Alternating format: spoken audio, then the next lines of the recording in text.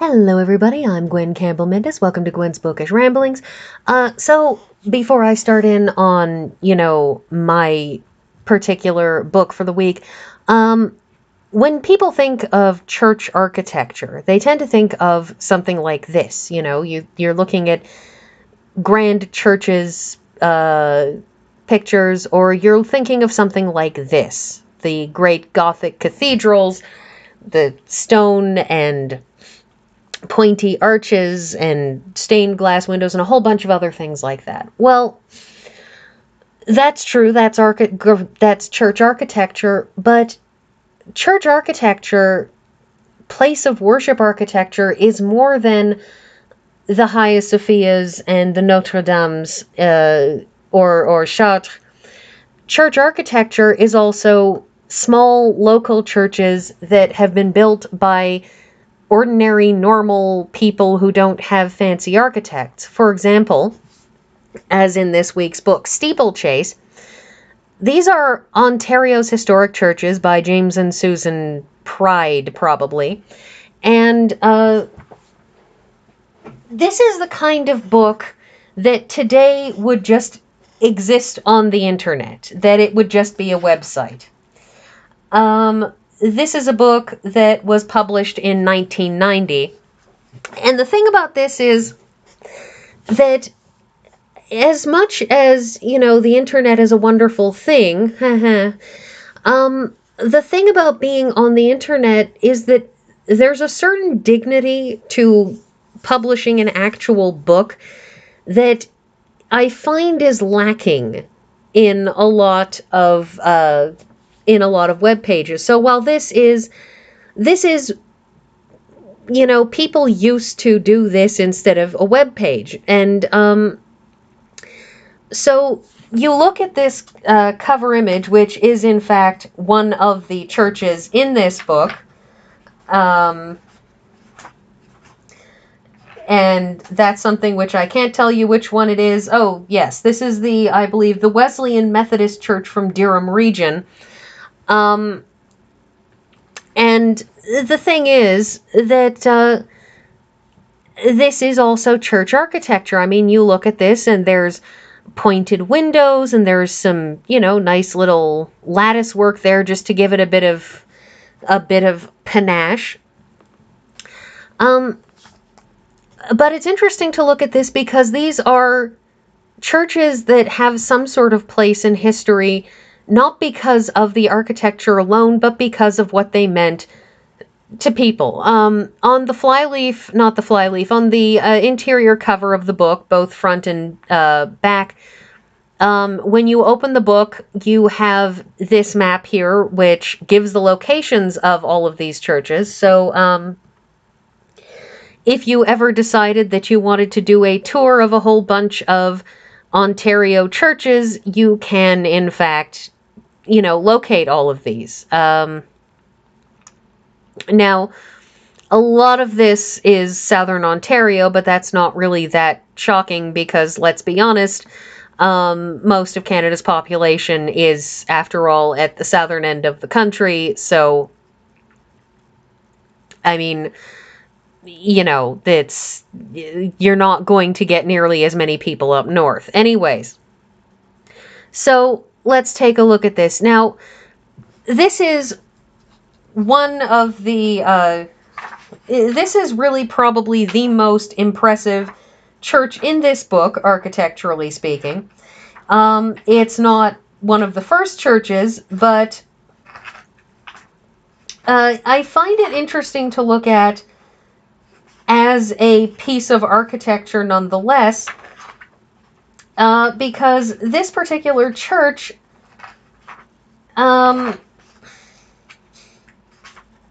yeah, I didn't take notes because you know me, I never take notes.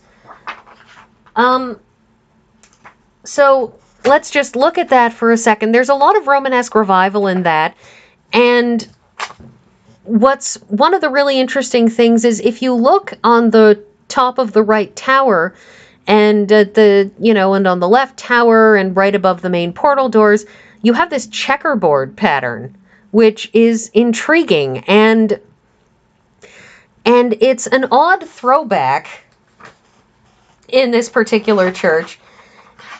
And it's a very, in a lot of ways, it's actually a very German church, in terms of how it looks, in terms of its color and its style, which is intriguing because while I cannot for the life of me recall where on earth in this book it is, you can probably hear me furiously turning pages. The one interesting thing is I do recall that this was a Roman Catholic church. There it is. St. James Roman Catholic Church in Simcoe County. But this was a rebuilt one that towers over the crossroads of Colgan, then has done so since 1888. So next, this is one of the first ones in the book, and this is the Whitechapel from Prince Edward County. This is a Methodist meeting house, and it speaks, I think, to the Methodist religious aesthetic that this looks like a house with a very weird porch on it. This is a very simple building, it's a very basic building, and it goes very much to that aesthetic of people who have stepped away from the Catholic desire to have a highly decorated building and towards a very Protestant desire for a very undecorated building.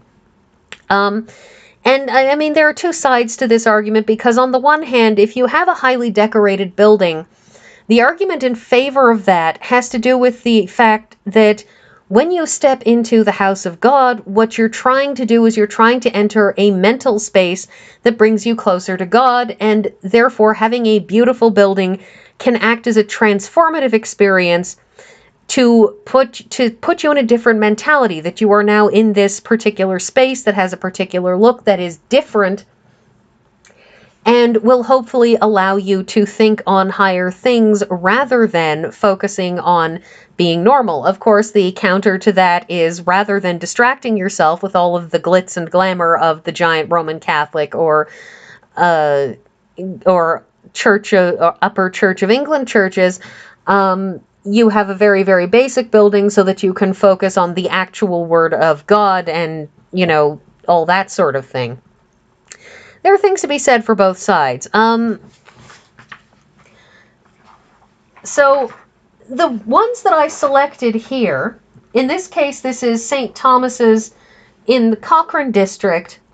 What's interesting in this particular church is actually these. And that on the top is actually the altar cloth, which is moose hide and with beading on it. And underneath you have a stained glass, which is in some way supposed to depict native life. And you can see in the left on the stained glass, there's a canoe with 3 people in it.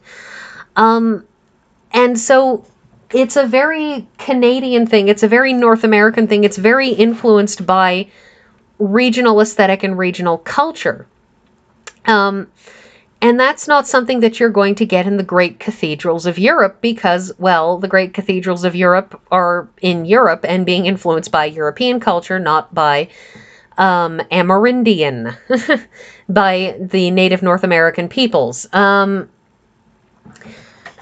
This is an evocative picture, a particularly evocative picture, and I like it because it's a photograph that's trying to bring up a certain set of feelings, and this is St. Paul's Anglican Church, Stormont, Dundas, and Glengarry County. And what happened is that this church was built on the banks of the St. Lawrence River, and they relocated the church, and it was moved to 1872, and all that's left of the old St. Paul's is one tower and a graveyard. And the thing is that these sorts of monuments, there's a sort of a sadness to them and a loneliness, and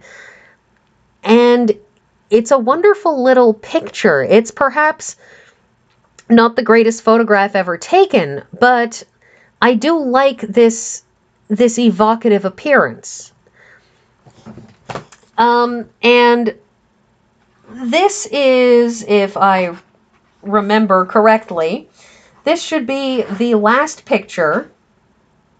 And I picked this particular one because there is a close-up immediately following of the style of the architecture on this church. And you got the pointed windows, and you've got this interesting lattice work, and the door is pointy. But look really, really closely here. Look at this front wall of the church. Look at all of these little tiny stones that they've got lined up there, row after row after row.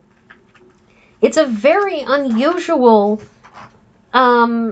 it's a very unusual building technique. It's a very unusual aesthetic technique. And I find it very interesting to look at and very interesting to consider, just as a matter of what people do with churches. I mean, some of the churches in this book are, typical looking stone churches. Some of them are, board churches like you've already seen. Some of them are bigger, and some of them are really, really tiny looking. But this particular one, the West Dumfries Chapel, this Methodist chapel in Brant County, is described as a cobblestone church, built in 1845, and it's using a construction introduced to the vicinity by an American builder, Levi Boughton. And that it was erected by using stones collected from the surrounding fields. And you can see what they've done is they've just layered a bunch of stones together and sort of put a heck of a lot of concrete down to sort of weld the whole thing together. And it's just such a fascinating appearance on this church. And so this is the kind of thing that you get in little churches, that you get in local churches. You get little local stories that form the greater fabric of the history of a region, in this case, Ontario. And so I think books like this are important, and they're important in a way that a website isn't, because, as I said, a website, yes, the internet is forever. What you put up on the internet is going to follow you around for the rest of your life, and heaven help anybody who has ever put anything up on the internet. But at the same time, you write a book, and it's a physical object. It's something that even if your website vanishes and can't be resurrected by the Wayback Machine, you have a book, an actual physical object that's sitting there that somebody can pick up and look at and read. And again, I feel like there's a dignity to that is lacking from web pages. So we'll close out this video by showing you the back cover, Boston Mills Press, and part of the ISBN number, and this lovely silhouette of a church, of a small regional church against a, late afternoon sun.